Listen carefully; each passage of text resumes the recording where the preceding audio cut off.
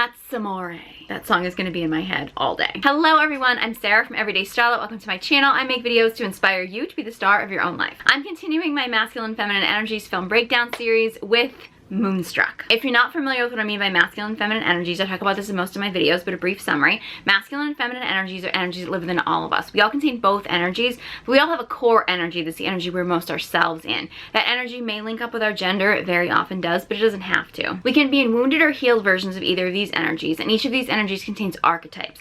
And we all have all of the archetypes within us that we can tap into whenever we want to. I have tons of videos about the masculine and feminine archetypes.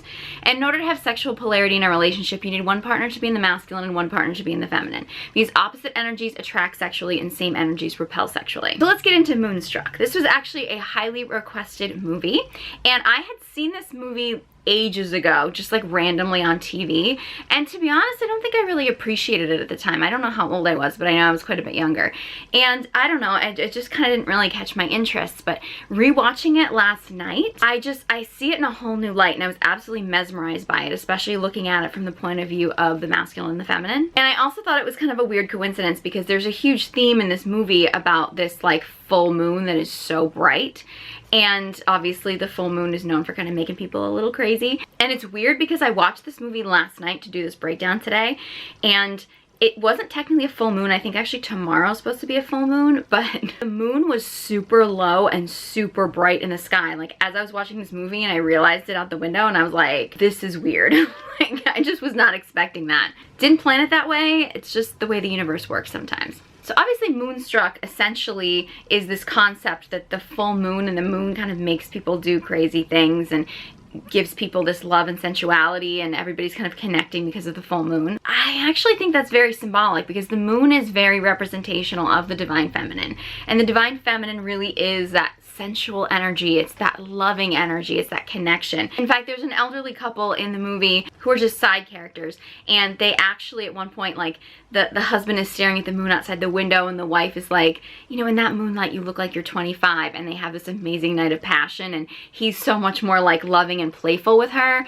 And it just goes to show that like that divine feminine that kind of comes in and makes everybody feel so loving and sensual, like that can really just open up people's hearts and can just really change the world. And I know I'm getting really kind of like woo-woo on everybody, but I don't know, I just thought that was really a beautiful symbolism. There's also a lot of references to wolves, which if you think about it, the moon, you think of like wolves as howling at the moon, and the wolves could really be thought of as the divine masculine in a way. Wolves come up a little bit later on, I'm gonna get to that, but there's a little scene just with this couple in a liquor store, and the wife is like accusing the husband of checking out other women, and she's all like upset and everything, and he's so playful with it, and she's like, you're a wolf. I see it in your eyes, I see you're a wolf. He's like, you think I'm a wolf? You look at me and you see a wolf. And he looks at her, you know what I see when I look at you? And she says, what? He says, the woman I married.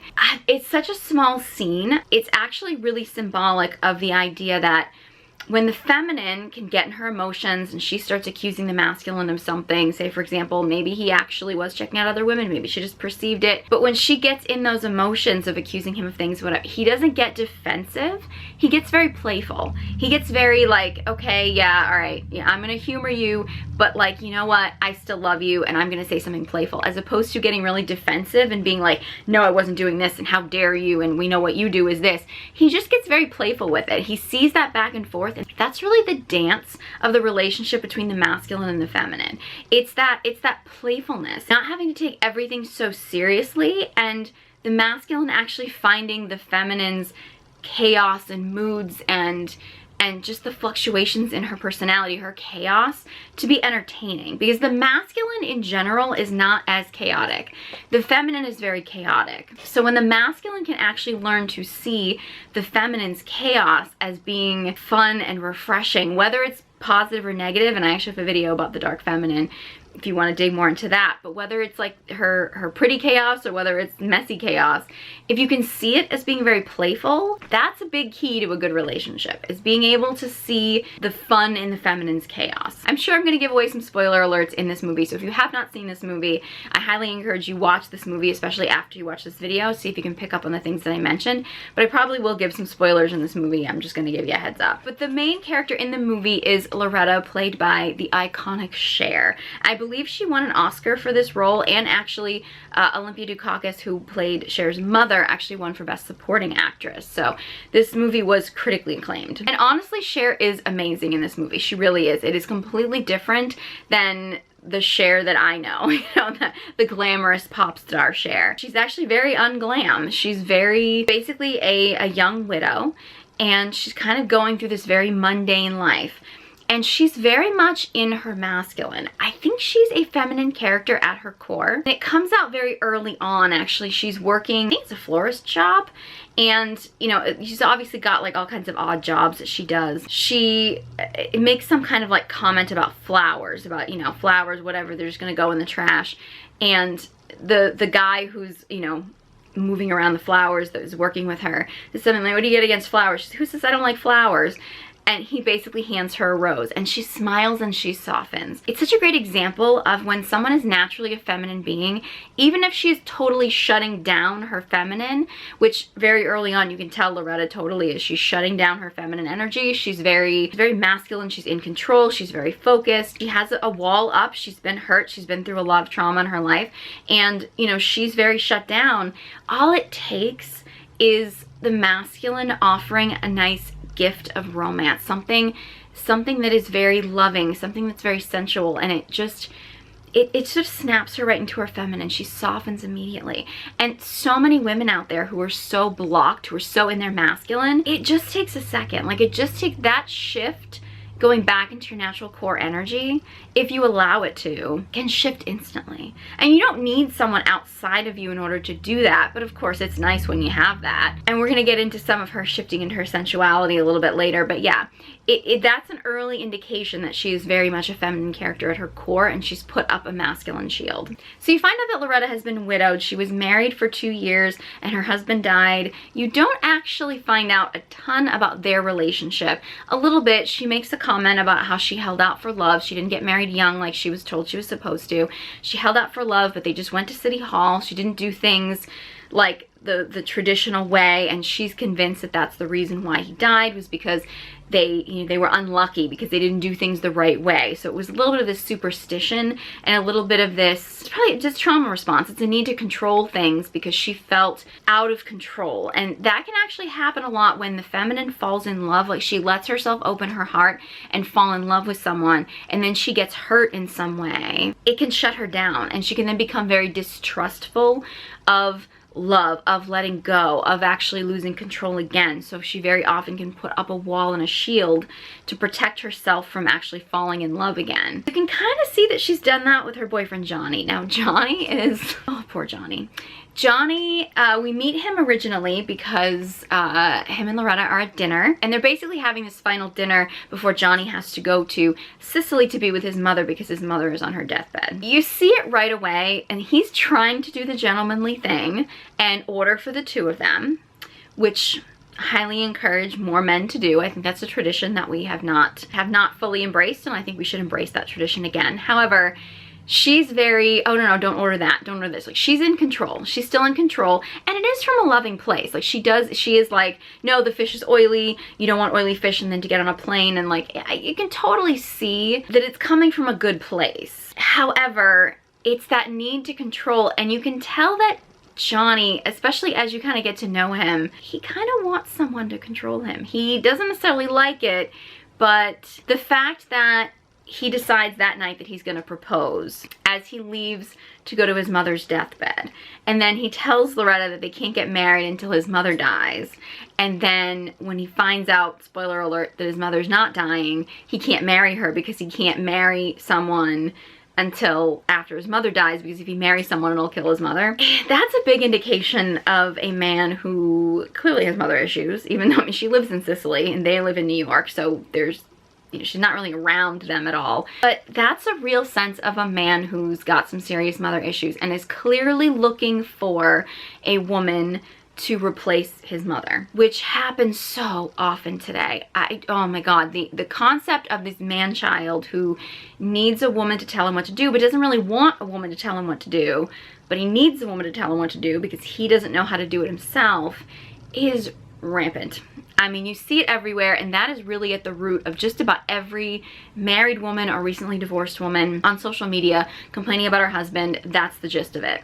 That he was basically another child that she had to take care of. And that is, it's going on so much. And I mean, I could make a whole video delving into the reasons for that, because that's a whole topic in itself, this concept of man-children and men not growing up and not stepping into their masculinity. But again, so many men are picking women and marrying women because they're looking for somebody to replace their mother. And I'm not saying that divine mother energy doesn't have a place in relationships. You don't want a partner who's going to be your mother in the same way that you don't want a woman who has a partner who's going to be her father, because eventually the sexual polarity is going to die off. And so that's, he's never really going to be able to be the king of his castle. He's never going to be able to be the leader of his relationship, because he's looking for a mother figure. And in this case, Loretta is really being the mother figure. And, you know, Johnny proposes to her. You know, she's like, there's no romance at all. Like, she basically is like, well, you need to get down on your knee. And he's like, I'm gonna mess up my suit. Like, this is a new suit. And she's like, I know it's a new suit. I bought it with you. You know, it has 2 pairs of pants, so get on your knees. And of course, he's on his knees, and there's like this older guy in the corner, and it's like, what's he getting on his knees for? He's gonna ruin his suit. You know, and then he doesn't have a ring. Like, he's not prepared. Like, he wants to propose to her. Obviously, you know, he's looking for a replacement for his mother, but he hasn't really thought through how to do the proposal. She's guiding him through the proposal. Like, she's literally controlling everything he's doing. I'm not gonna lie, I relate to that situation a little bit too much, but that's a whole other story. She literally has to like hold his hand and be like, okay, and this is what you do next, and this is what you do next. And then she agrees to marry him. And then I find it really interesting how, you know, she's obviously gonna drop him off at the airport. I get that. But like, she's driving the car to the airport. So she's behind the wheel. She's the one with the direction. And, you know, he's in the passenger seat. Very symbolic. She's like, okay, we need to set a date. When are we gonna do this? Like, she's ready to start the planning, to start the process, to have the direction, to set a date. He's like, well, you know, after my mother dies, when I get back. After my mother, and she's like, well, okay, but we need to set a date. And Dory's like, well, can't we just say that we'll do it when I get back? He's in the feminine flow. Like, he's in the, okay, well, we'll just do it when we, you know, when this happens, you know, we'll do it then, and we'll do this. And, you know, he's like, ah, we'll just figure this out later on. She's the one with the masculine direction. She's the one who's like, we need to set a date. We need to have a plan. There's things that need to get done. Like, she's in the focus and the direction, and he's in this kind of like, in this flow of like, oh, it'll happen when this happens, right? Very symbolic of their relationship. And honestly, even when Loretta goes home and tells her parents that she's engaged, it's like her father is like, oh, he's just a big baby. He's a big baby. Like, very symbolic. She tells her mother, and her mother is just like, do you love him? And she says no. And she's like, good. You know, because when you love him, he thinks he can get away with everything. That's such a common thing that we tell women today. Like, the idea that, you know, you should always be with a man who loves you more than you love him. I don't love the idea of that. And I understand that in a relationship as a woman, you need a sense of not being afraid that the man is going to leave you, because you need to be able to relax and be yourself. You need to be able to have boundaries. You need to be able to speak your truth and speak your mind. Like, you need to be able to be comfortable enough in yourself. And if you were constantly afraid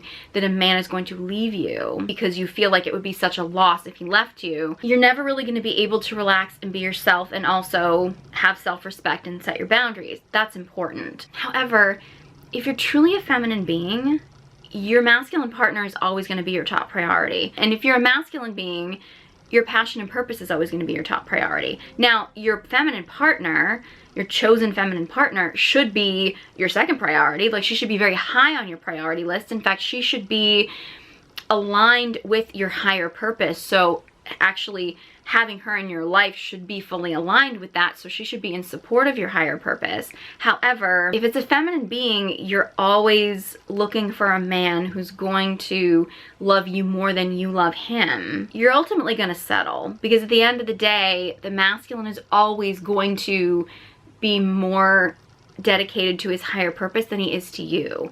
And if you find a man who loves you first and isn't in a line, doesn't have a higher purpose or hasn't connected to it or puts you above his higher purpose, you're not going to respect him. And I'm not at all using that as an excuse that a man should just basically go to work and blow you off all the time. Like, that's not what this is about.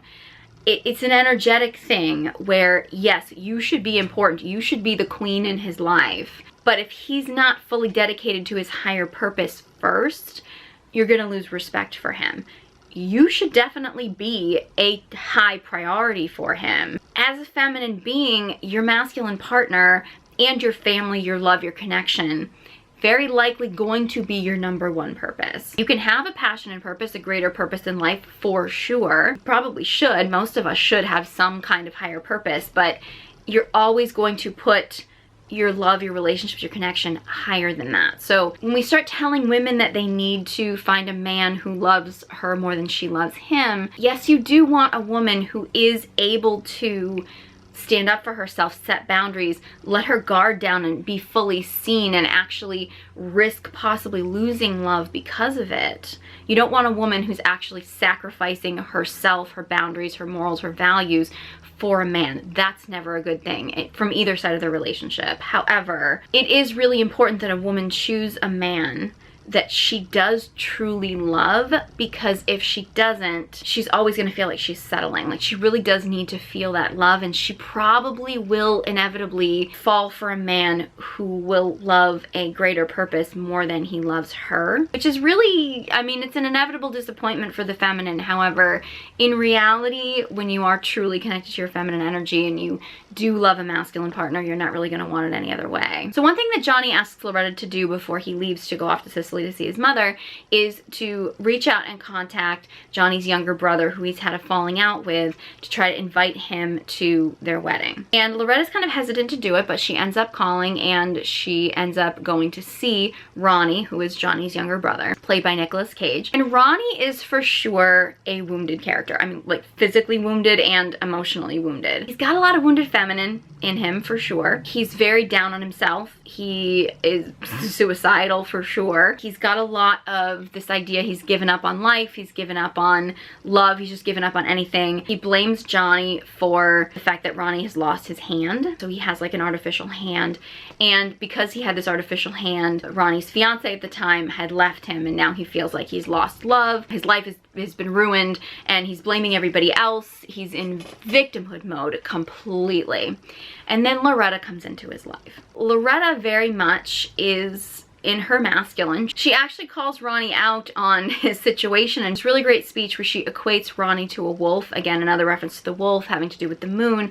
It's this idea that he was a trapped wolf, and a wolf is a wild animal, and that he really wanted to get away from this woman because he wanted his freedom. So it was like he symbolically like chewed his own arm off so that he could, you know, break free. The masculine craves freedom. So the masculine, in reality, and I don't know if this is, you know, really what happened or if this is just Loretta's read on the situation, but the masculine will do just about anything for freedom. Now, the key is when the masculine finds a partner that makes him feel more free, and I mean truly free, that's the woman he's going to want to settle down with, which is usually the woman who is in the highest support of his passion and purpose. However, if the masculine feels like his partner or anything in life is constricting his freedom, and I mean true freedom, I'm not talking about this sort of artificial idea of freedom that we have of just, oh, being able to bang a bunch of women or something like that. Like, I'm not talking about artificial freedom. I'm like true freedom. He's going to do whatever he can to get away from that thing, because the masculine craves freedom.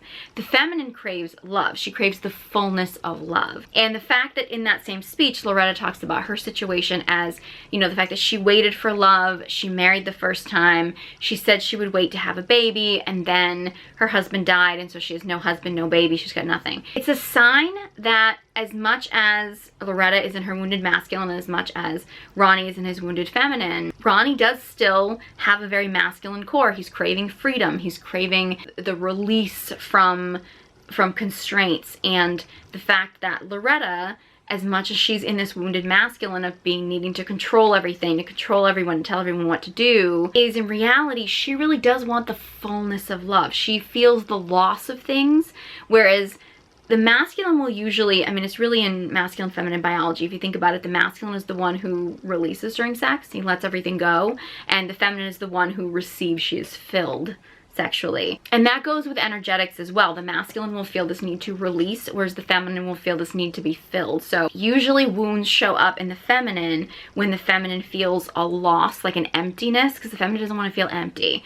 Whereas in the masculine, he'll usually feel constricted with too much. If he's too full, if he's got too much, that can feel very constricting to him. And we all have both energies, so obviously like we can all feel both of those things, but it's really a symbol that both of them are operating out of wounding outside of their natural core energies. And the fact that Loretta is so willing to just call Johnny out on his victimhood and call him out and speak to him so directly, it inspires him to step into his masculine. And that's when like he like throws the table and he literally just like grabs her and takes her, you know, kisses her, and he's like, get to my bed, and picks her up and brings her to the bed. And I mean, yes, there is this kind of like, you know, romance thing that happens, and I mean, there is some cheesiness to it, but it's very primal, you know, and she's kind of fighting it, kind of not. It's actually pretty funny the way she's, okay, you know, oh fine, just take me, as if she couldn't fight him back, you know what I mean? Like she could fight him back if she wanted to. She's a pretty tough woman, you know. She obviously doesn't want to fight him. She's like, oh no, oh no, I guess I'm just gonna have to go, you know.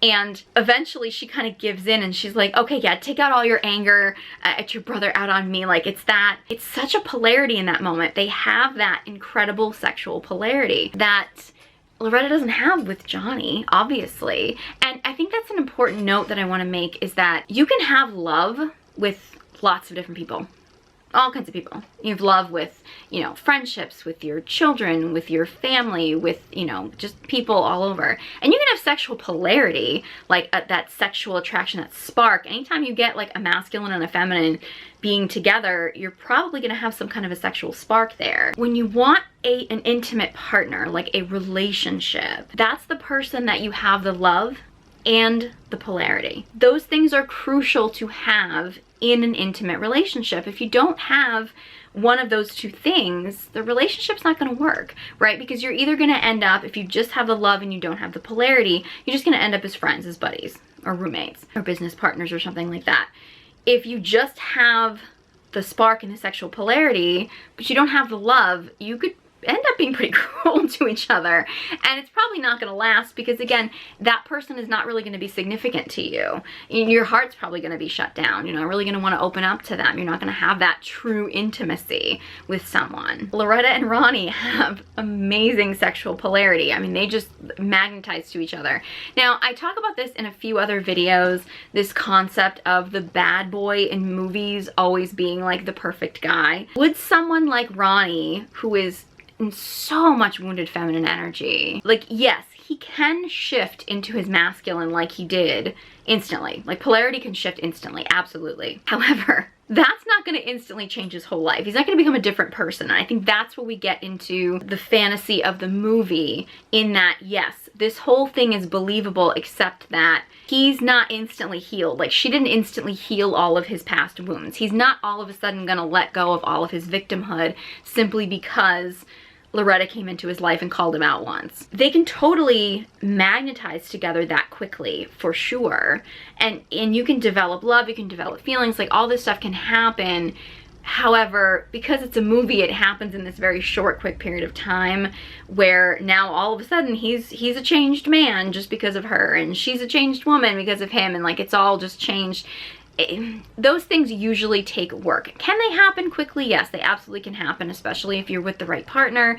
However, you don't just all of a sudden let go of all of your anger, your bitterness, your victimhood. You don't just let go of all that stuff just because a person walks into your life. And that's what we get into the fantasy of the movies. So, you know, when I do these breakdowns, it's really just to show some very extreme examples of some of these energies and these polarities, so that you can try to spot them in your everyday life. But I don't want you to think that these movies are like exactly how things are going to happen in real life, because, you know, these are characters in a movie, and everything is structured in a way to show a storyline the way that somebody fantasized the storyline would go. So I don't want people to get too caught up in this, oh yeah, oh, he was in his wounded feminine and then he all of a sudden shifted into his masculine and now he's cured. Like, that's not really the way that it works, right? And Ronnie does jump to the I love you after their first night together really quickly. And you can feel love for someone. Obviously, you can feel love quickly. But the fact that he was in so much victimhood, and this is the first woman who's really stepped into his life, who has really called him out, who has inspired him to step up.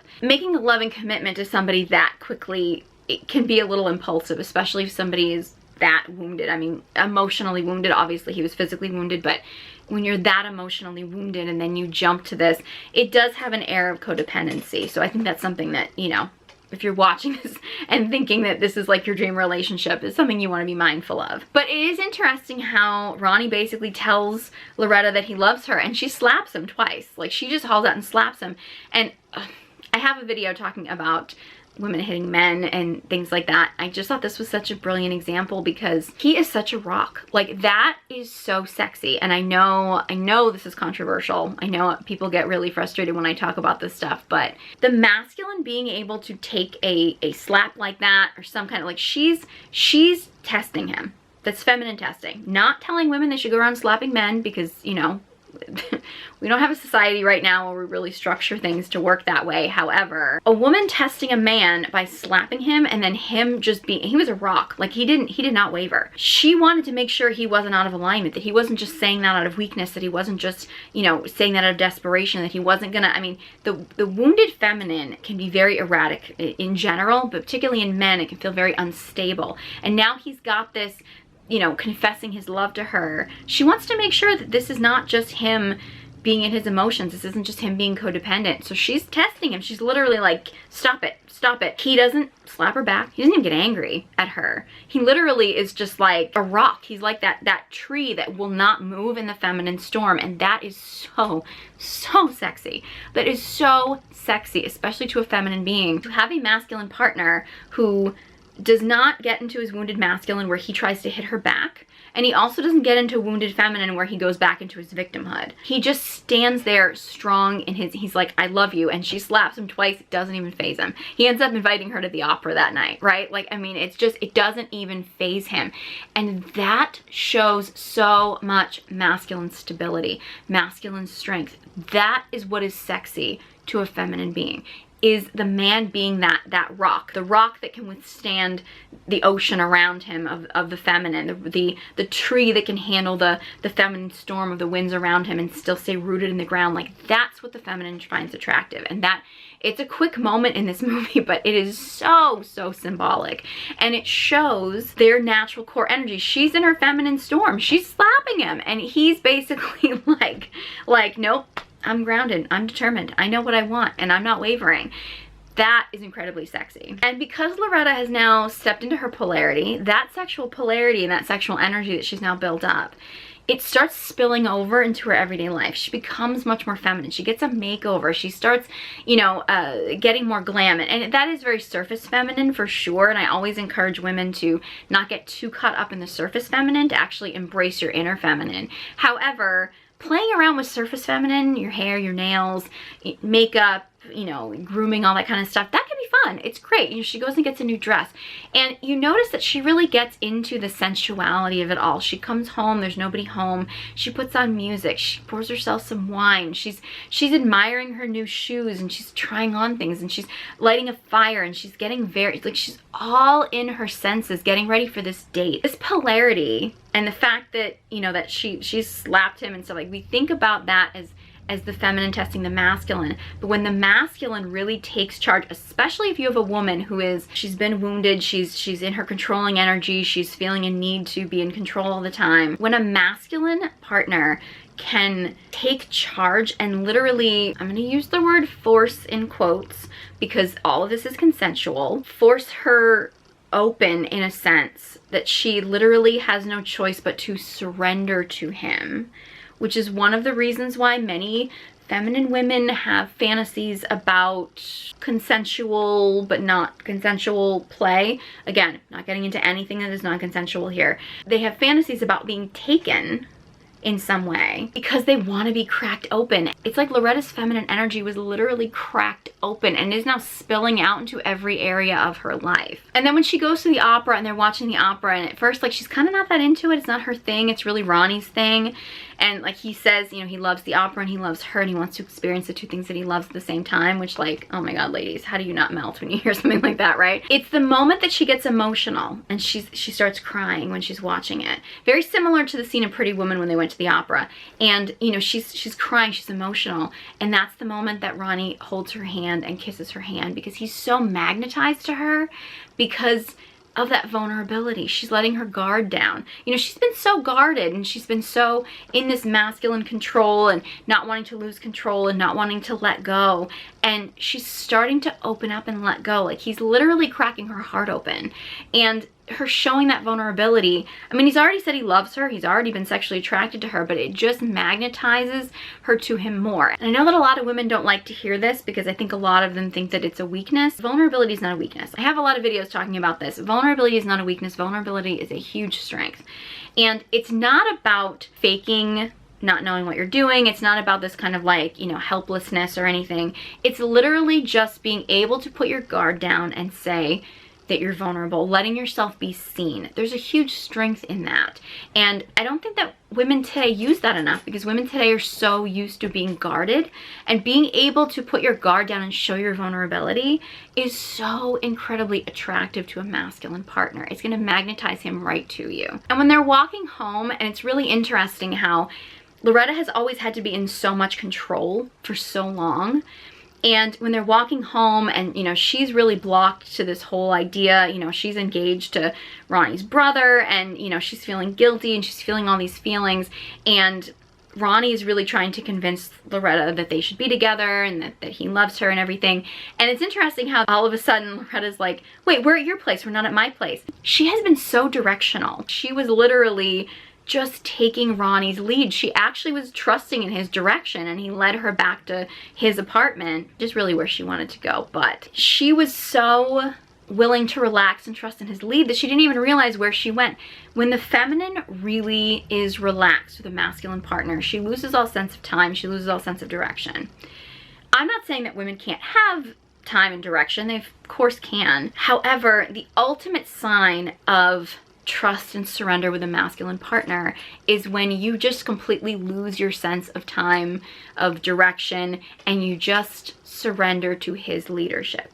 That's not always going to be appropriate, and that's not for you to do with every man. You obviously need to make sure that you trust a man in order to do that. That is the ultimate form of trust and surrender, is when you, as the feminine, you don't really have to have a sense of time and direction because you trust so much in your masculine partner's direction. And Ronnie gives this speech that is just so beautiful. It's basically about how, you know, love isn't supposed to be, you know, perfect. It's supposed to ruin everything. It's supposed to break your heart. You're supposed to love the wrong people, and love isn't perfect. And, you know, we have all these fairy tales that tell us that love is perfect, but love is imperfect. And I think that's so true because if you think about it, when people really love each other, they don't just love the perfect parts of you. They love all the parts of you.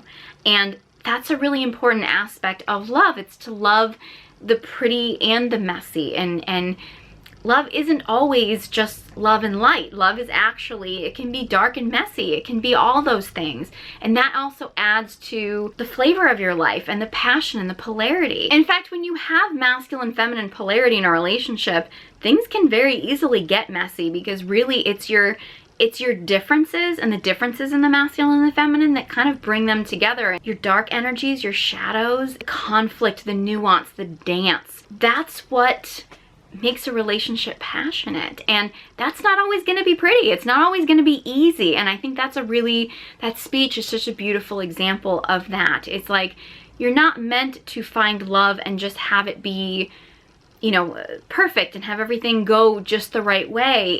It's gonna have chaos and it's gonna be inconvenient. Sometimes you're gonna get your heart broken. You have to risk getting your heart broken in order to actually find love. I mean, that's just, it all comes with the territory, and I think that's just a beautiful reminder of that. There's a couple other side storylines that I want to make a note of. First of all, Loretta's parents have a complicated relationship where Cher's father is having an affair. He's obviously seeking something in his life outside of his life and his relationship with another woman. And Loretta's mother knows this. She's trying to ignore it. She's kind of pretending it's not happening, which is not necessarily the best move, because anytime the feminine decides that she's going to shut down how she feels, that's usually a recipe for disaster. Loretta's mother goes to a restaurant and ends up running into the same guy that actually Loretta and Johnny ran into the night that they proposed. And basically this guy is a college professor and he goes out with these very young women, and then the relationship ends up being this really dramatic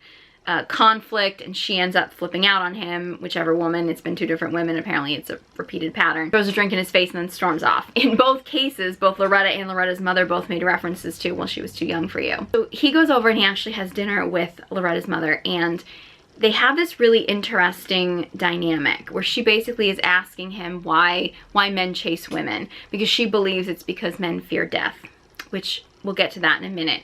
But he goes through this whole speech about his reason for dating these younger women, and that basically his life has gotten very monotonous, that when he sees this young face who's learning everything for the first time, it really makes him feel like he's more important. And I think that's a really significant thing, because I see a lot of this going on social media and everything about these men that are obsessed with these young women in this certain small little age range, in some cases disturbingly young. That's ego. It's all from ego. I know men will have all these arguments. They argue about all this stuff about fertility, and they argue all these things about biology and blah, blah, blah, blah, blah, blah, blah, blah. And yes, there is something to the concept of a woman who is fertile, is more biologically attractive to a man. However, if that was the case, then a woman who is 45 and ovulating would be more sexually attractive to a man than a woman who is 22 and not ovulating. So that's not the case, right? Like, that's not what's happening here. So yes, there is something to the biology of fertility, but it is not solely that. And there's a lot of men who want to say it's because these women are less jaded, which might be partly true, except the fact that it's these older men that prey on the young women that make the young women jaded.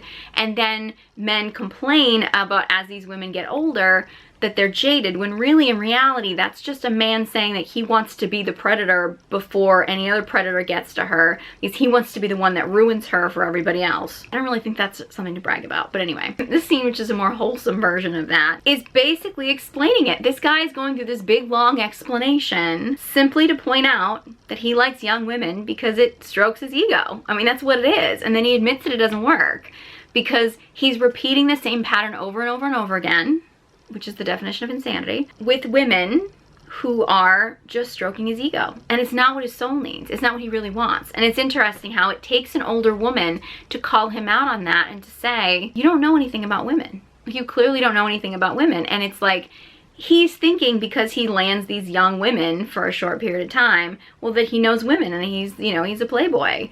When in reality, he knows nothing about women. And that's the reason why he's chasing after these young girls, is because he really doesn't know anything about women and how to handle women. It's a beautiful example. And I know I have a video about the benefits of older women and the value of older women, and I've shared, you know, some quotes about this and posts about this and stuff like that. A woman who has wisdom and experience is much more valuable to a man than a woman who is just young. Not saying that young women don't have value, for sure. However, a woman with wisdom and experience who has developed her confidence, who has stepped into her queen energy, which most young women are not stepped into because, well, society doesn't allow them to, but also a lot of that has to come with time, with life experience. And when I say life experience, I'm not talking about promiscuity.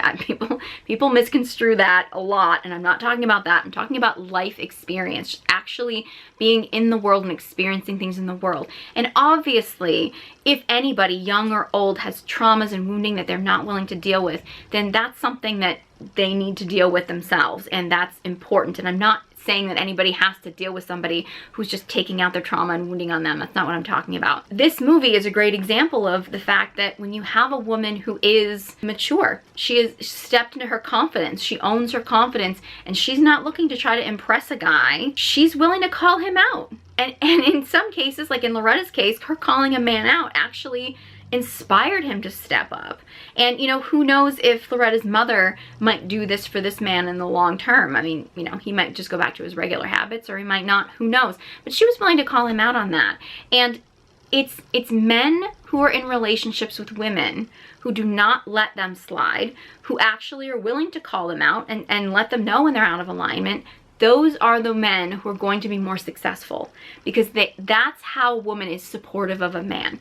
Not saying that she can't be loving and nurturing too, that she can't cook him a meal, that she can't wash his clothes. However, if a woman is just there to be accommodating to a man and is not willing to call him out and actually inspire him to step up when he is out of alignment, when he's not living his greatest purpose, then she's not really serving him in reality. A big part of serving a husband, of serving a man, of serving your masculine partner is not just letting him slack off, is letting him know when he's out of alignment, is of speaking her mind, of speaking her truth, having the confidence to say that to him, because that's a big risk. It's a scary thing for the feminine to do, because when you call a man out like that, he might leave. Now, if he truly is a loving masculine partner, he's going to appreciate it. His ego might not like it in the moment, but he's going to appreciate it in the long run. However, he might walk away.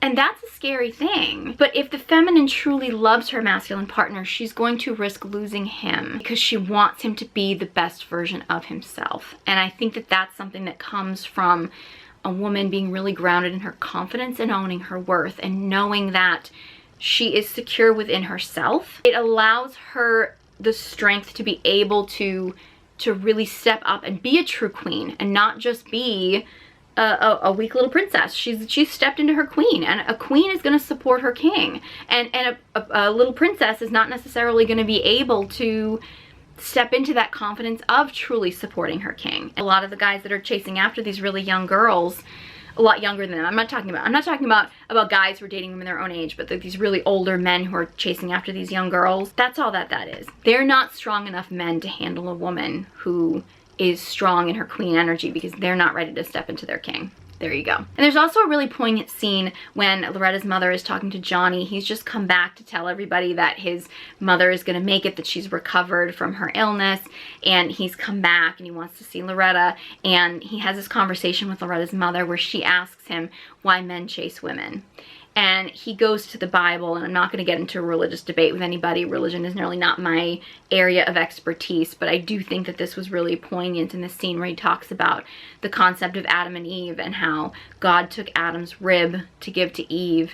And it's like there's a sense that men are going after women because they want their rib back, because there's a hole there. I know there's this controversy where everybody, you know, like it's that Jerry Maguire, like, you complete me, and people are like, no, you have to complete yourself. And I do believe that we do need to be complete humans within ourselves. Like, it's our job as humans to really become complete, because again, you can't really step into the fullness of yourself and the fullness of your relationship if you're not whole and complete as a person. There is a sense that the masculine and the feminine are designed to be together. That's what drives us to want to be together, to want to be in connection, to want to be in relationship with each other. It's not about neediness, it's not about needing somebody to complete you, but it's about that desire to feel that other person, that other half, that other polarity, so that the masculine wants from the feminine her sensuality, her creativity, that sensual energy, whereas the feminine wants from the masculine that direction of leadership.